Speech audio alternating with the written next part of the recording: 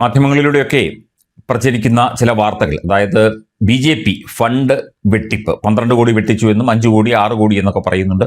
3 പേർക്കെതിരെ നടപടിയെടുത്തു എന്ന് പറഞ്ഞ് ഒരു സ്ക്രീൻഷോട്ട് പ്രചരിക്കുന്നുണ്ട്. അതായത് അത് വ്യാജ സ്ക്രീൻഷോട്ടാണ് എന്നാണ് BJP ഔദ്യോഗിക നേതൃത്വം ഇപ്പോൾ അറിയിച്ചിരിക്കുന്നത്. മാത്രമല്ല ഈ ഒരു വ്യാജ സ്ക്രീൻഷോട്ട് എന്ന് പറയുന്ന ഈ സംഭവവുമായി ബന്ധപ്പെട്ട് സംസ്ഥാന അധ്യക്ഷൻ രാജീവ് ചന്ദ്രശേഖർ കൃത്യമായി തന്നെ പ്രതികരിക്കുകയും ചെയ്തിട്ടുണ്ട്. അദ്ദേഹത്തിന്റെ പോസ്റ്റും ഇപ്പോൾ, അല്ലെങ്കിൽ അദ്ദേഹത്തിന്റെ ആ ഒരു കുറിപ്പ്, ലെറ്റർ പാഡിൽ ഉള്ള കുറിപ്പും ഇപ്പോൾ പ്രചരിക്കുന്നുണ്ട്.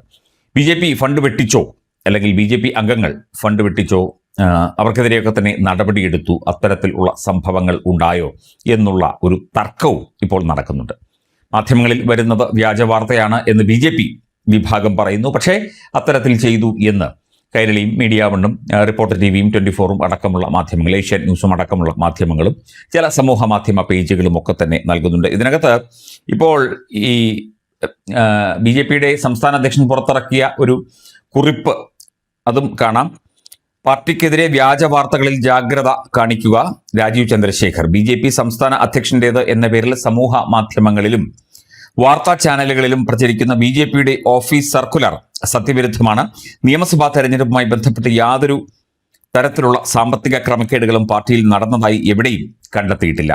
തെരഞ്ഞെടുപ്പ് കഴിഞ്ഞ് ദിവസങ്ങൾക്കുള്ളിൽ തന്നെ ദേശീയ തലം മുതൽ സംസ്ഥാന, ജില്ലാ, നിയോജകമണ്ഡലം തലത്തിൽ വരെ പാർട്ടി ഓഡിറ്റിംഗ് ഭംഗിയായി പൂർത്തീകരിച്ച പാർട്ടിയാണ് BJP. തീർത്തും സുതാര്യമായ സംവിധാനത്തിലൂടെയാണ് തെരഞ്ഞെടുപ്പ് പ്രവർത്തനങ്ങൾ കേരളത്തിൽ പൂർത്തീകരിച്ചത് എന്നതിന്റെ തെളിവാണ് ചരിത്രത്തിൽ ആദ്യമായി 3 MLA-മാരെ നിയമസഭയിലേക്ക് വിജയിപ്പിക്കാൻ പാർട്ടിക്ക് സാധിച്ചത്. നിരവധി നിയോജകമണ്ഡലങ്ങളിൽ അതിശക്തമായ മത്സരം കാഴ്ചവെക്കാനും പാർട്ടിക്ക് സാധിച്ചു. ഇക്കാര്യത്തിൽ ദേശീയ സംഘടനാ ജനറൽ സെക്രട്ടറി തന്നെ നേരിട്ട് പാർട്ടി നേതാക്കളെയും പ്രവർത്തകരെയും അനുമോദിച്ചതും ആണ്. BJPയുടെ ഈ വളർച്ചയിലും നേതൃമികവിലും അസൂയാലുക്കളായ ദേശവിരുദ്ധ ശക്തികൾ പടച്ചുവിടുന്ന വ്യാജ വാർത്തകൾക്കെതിരെ പാർട്ടി പ്രവർത്തകർ ജാഗ്രത പാലിക്കണം.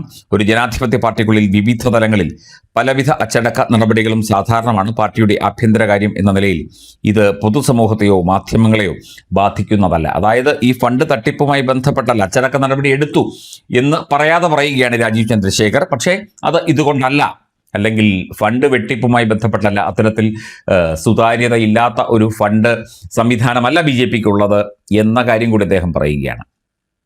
തീർച്ചയായിട്ടും ഇത്തരത്തിൽ നടന്നിട്ടുണ്ടെങ്കിലും ഇല്ലെങ്കിലും ഭാരതീയ ജനതാ പാർട്ടി കേരള ഘടകം കൂടുതൽ ശ്രദ്ധിക്കേണ്ട അവസ്ഥയിലാണ് കാര്യങ്ങൾ. കാരണം നിരവധി ആൾക്കാരുണ്ട്, നമുക്കറിയാം, നല്ലതും മോശവുമുണ്ട് എല്ലാത്തിലും. അത് ഏത് രാഷ്ട്രീയ പാർട്ടിയിലാണെങ്കിലും സമൂഹത്തിലാണെങ്കിലും, എന്തിനാ നമ്മുടെ വീടുകളിലാണെങ്കിൽ പോലും നല്ല സ്വഭാവമുള്ളവരും, അല്ലെങ്കിൽ നല്ല രീതിയിൽ പ്രവർത്തിക്കുന്നവരും പെരുമാറുന്നവരും, അല്പം മോശം രീതിയിൽ പെരുമാറുന്നവരും ഒക്കെ തന്നെയുണ്ട്. പാർട്ടി കൂടുതൽ ജാഗ്രത പാലിക്കുക. ഭാരവാഹിത്വങ്ങൾ ഏൽപ്പിക്കുമ്പോൾ, ഉത്തരവാദിത്തങ്ങൾ ഒരു വ്യക്തിയെ, ആണായാലും പെണ്ണായാലും ഏൽപ്പിക്കുമ്പോൾ അതാരാണ്, അല്ലെങ്കിൽ അവർ ഏത് രീതിയിൽ പ്രവർത്തിക്കുന്നവരാണ്, അല്ലെങ്കിൽ അവരുടെ ചരിത്രം എന്താണ്, അവരെ നിരീക്ഷിക്കുക, അല്ലെങ്കിൽ അതിന് വേണ്ട സംവിധാനങ്ങളിലൂടെ മുമ്പോട്ട് പോവുക. എന്തെങ്കിലും തെറ്റവർ കാണിച്ചു കഴിഞ്ഞാൽ തീർച്ചയായിട്ടും അച്ചടക്ക നടപടിക്കൊന്നും ഒരു മടിയും വിചാരിക്കേണ്ട കാര്യമില്ല.